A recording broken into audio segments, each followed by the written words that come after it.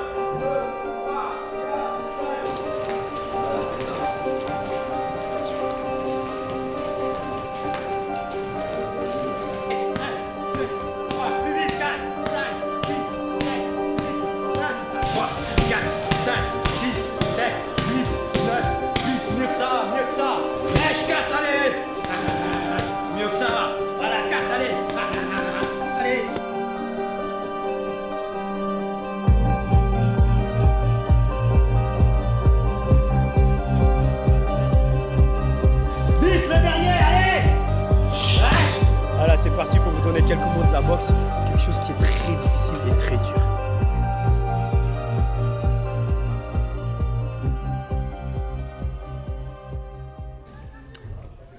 La philosophie du Muay Thai, c'est un sport déjà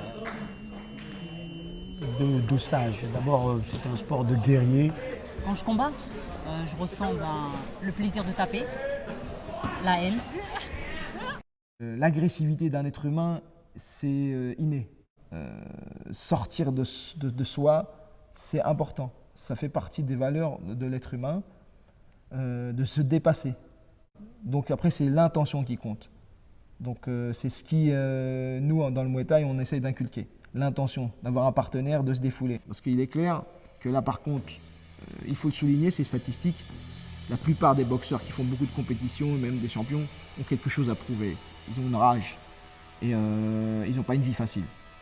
La boxe, le Muay Thai, il est ouvert à tous, mais de la compétition, le monde de la boxe, c'est un monde dur aussi, en parlant de compétition, et c'est clair que beaucoup s'y retrouvent.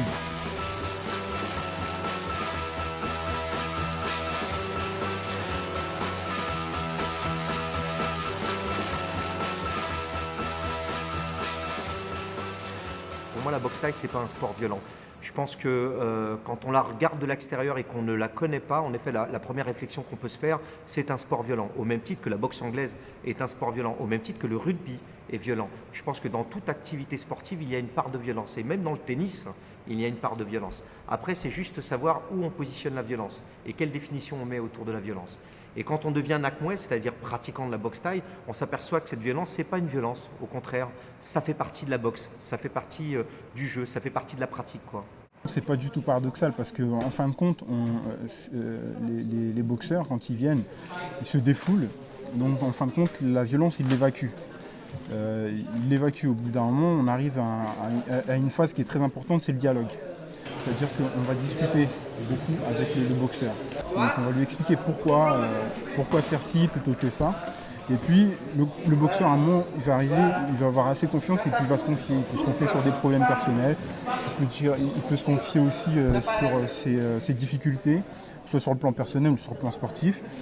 Et donc du coup, là aussi on évacue une part de violence. Les entraîneurs sportifs ont un rôle pilier, un rôle central dans l'éducation, dans les valeurs qu'ils transmettent, dans la gestuelle technique qu'ils enseignent à leurs élèves. L'entraîneur, c'est celui qui reste pilote à bord des notions, des valeurs qu'il transmet à ses élèves et du fait que il faut que les jeunes, en tout cas là je parle vraiment d'une catégorie d'âge, comprennent que c'est un sport et que ce sport il se pratique dans une enceinte, dans une salle sportive, quoi.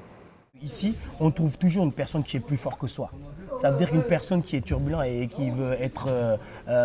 il va trouver un entraîneur qui est plus fort que lui ou un autre élève qui est encore plus turbulent que lui. Nous, on essaie de les canaliser.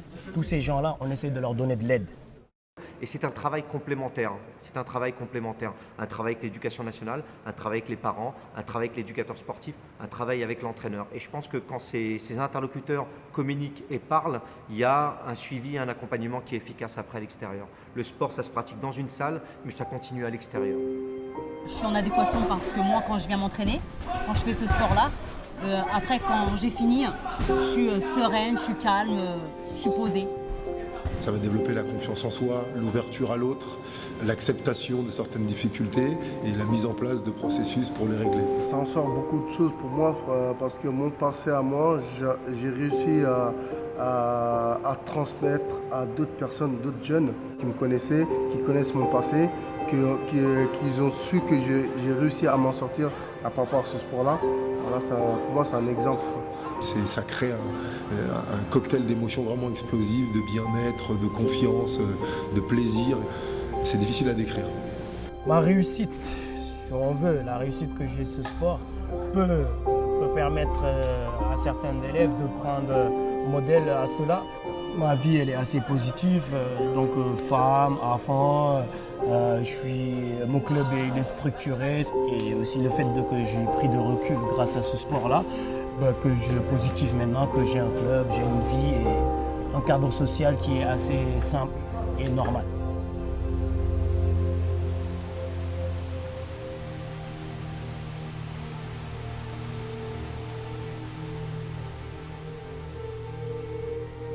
Ça m'a permis d'apprécier au moins ce sport-là, de pouvoir m'orienter, de faire des combats.